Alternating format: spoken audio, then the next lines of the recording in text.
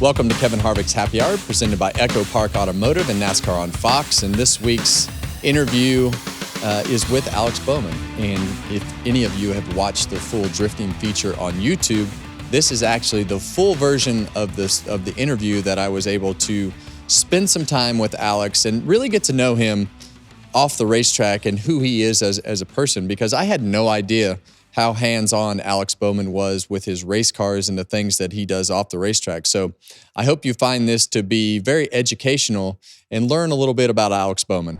We're taking a break because the tires are worn out and we had to put some new tires on, and it gave us a good time to catch up with Alex. And first, that is by far the most fun I've ever had sitting in the passenger seat of anything. That's awesome. And, you know, I think this whole thing started at really your highest point last year after you won Chicago. We came back, and every week we do a little critique on the burnouts, and I believe in that order.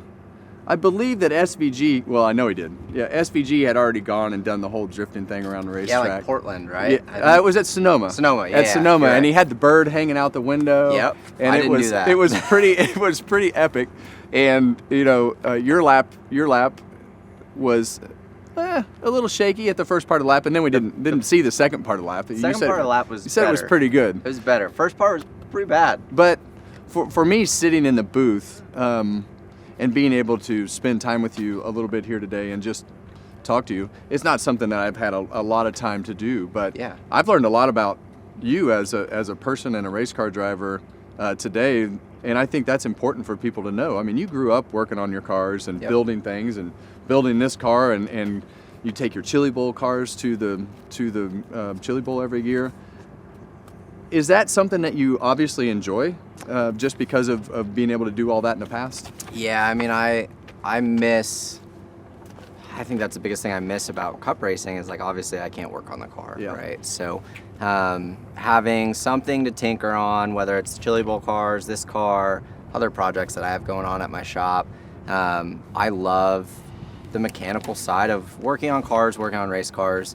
It came from the necessity of doing it growing up, but just to get to the track. Just to get to the racetrack, right? But now, like, I mean, when it comes to Chili Bowl with the midgets, like, I enjoy working on them more than I enjoy driving them. Like, that's why everybody's like, oh, why don't you race Chili Bowl? And, like, I enjoy spinning wrenches all week and making the calls as a crew chief. So, yeah, I think it's just something that I've always enjoyed doing, and the drift car makes it a lot of fun too, because they are always broken. There's always something to work on. Yeah, if it's broke, that means it costs you money too. Yeah. So you still got to know. Still got to make sure the driving part stays pretty good. Yeah. When I look back at Chicago last year, and I was a race fan at that point, sitting at home watching on the couch after our season was over, the emotion that you had after that race, with everything that you had gone through with the injury, and you guys were on a roll before you had the injury and everything was happening. Not to say you had a bad year, but you know, you went to Chicago, won the race. What was that? What was all that emotion about? Was it the recovery from the injury, or just knowing that you were back on the top, the pressure? What was all that emotion about? Yeah, I mean, all of the above, right? Like, 2 injuries to end 22 and then to start 23 with back-to-back injuries, and then struggle for the second half of 23. You know, not win like we're accustomed to. There's a lot of pressure that comes along with that, internally and externally. Like, I put a lot of pressure on myself. I think I am way harder on myself than Mr. Hendrick or Jeff Gordon or anybody else is ever going to be able to be. Like, I expect more from myself than anybody else is going to expect. So when I'm not winning races and we're not performing like we need to, like, I feel it just from my side of things. But yeah, I mean, just to overcome the injuries and the lack of performance and all the different things that all kind of came into one, winning there in Chicago. And yeah, it was super emotional. Like, I didn't really know what to do or say. You know, as a race car driver, you never want to second guess yourself, but you go a year without winning, and it's difficult. And you start to think, well, you know, I did have a brain injury and I did break my back. Like, what if those things changed me as a race car driver? So to overcome that stuff meant a lot, and yeah,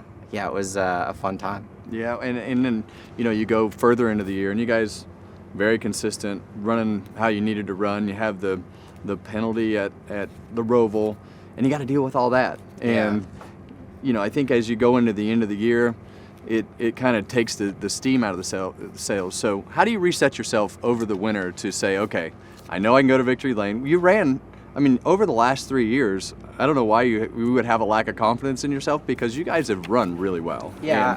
And with this car, it's much more up and down. Would you agree? For sure. It just comes and goes a lot.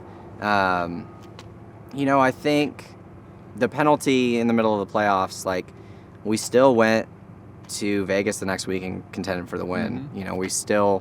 We didn't let that ruin our year or ruin the rest of our playoffs. We had a mechanical failure at Martinsville, and then we struggled a little bit at Phoenix, but we still did a lot of good things after that, and ran really well. So, it was a bummer to go out that way, but this offseason really, it's been a bit of a reset for us, but I'm not sure we really needed it.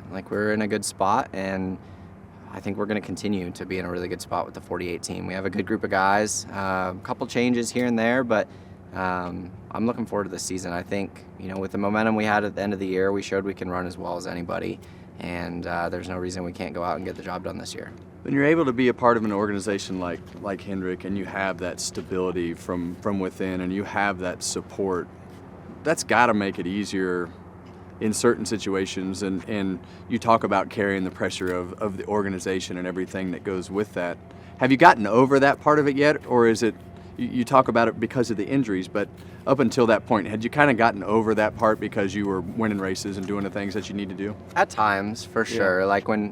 When things are good, they're great, and then, like you said, it's a lot of ups and downs, and it's always easy when you're on the upside of things. Yeah. It's how you kind of bounce back from the downsides, and I think we're in a really good spot, and for me, the way my career path went, it's really hard for me to I feel like an imposter somewhat, right? Because it was always scratching and clawing to get one-off opportunities here and there, and some good Xfinity cars for Junior Motorsports, and trying to do more with less for some really small cup teams, and to be at a team like Hendrick Motorsports, it's you got to pinch yourself every now and then. For me, it's so do you still catch yourself in that mode every once in a while, trying to scratch and scrape to get and forget? Yeah, it's hard to go and be kind of start and parkish to winning races, and then run middle of the pack and say, okay, today I need to grind out a 15th.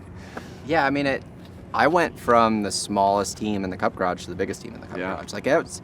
That's a hell of a transition. It was a really big transition, and I think, the way I grew up, always working on my own stuff, always, I wasn't going to the racetrack and with brand new race cars, right? I was always kind of the scrappy, trying to do more with less guy, and I feel like that's kind of still programmed into me, which is weird going to work at Hendrick Motorsports, mm-hmm. right? Because that is the polar opposite, right? Mr. Hendrick gives us absolutely everything we need to be successful. So, that's a little different for me, but just, appreciative of the opportunities. And like I said, he gives us no reason we can't go get the job done. How was Rick through this whole, I've been through not anything on a day-to-day basis with him, but how was he going through the injury and everything that you went through?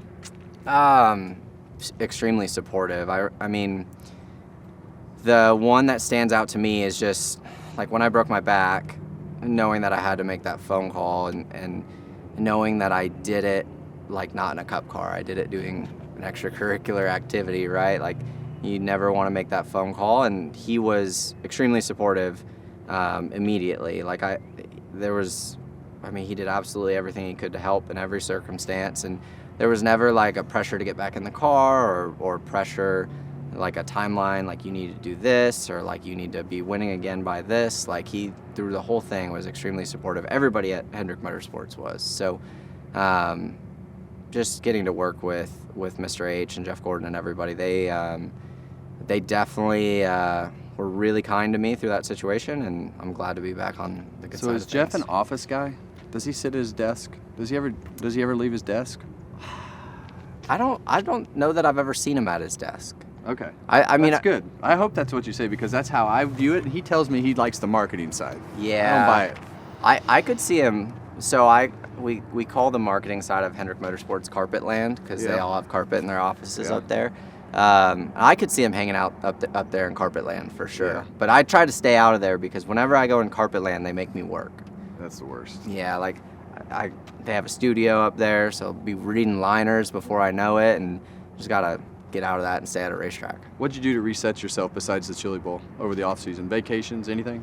I went to Colorado for like a week, but honestly, I mean, Chili Bowl, I did everything. Like I mounted, grooved, ground 44 tires to go to the racetrack. I built 4 race cars. I loaded the truck and trailer, did everything. So that was my off season, was turning wrenches. But to me, I wouldn't have it any other way. Like I don't want to sound like I'm complaining because I loved every second of it. Well, that's the part that people need to know about you that's that hardcore racer that a lot of people don't know about a lot of you guys is the fact that you guys know how to work on your own car and you know how to go to the racetrack and you enjoy it. And I think when you look at the going into the 25 season, what's the one thing that you said, okay, this is what I need to do better personally to be up to speed with a short track physically? What is that one thing that you've worked on?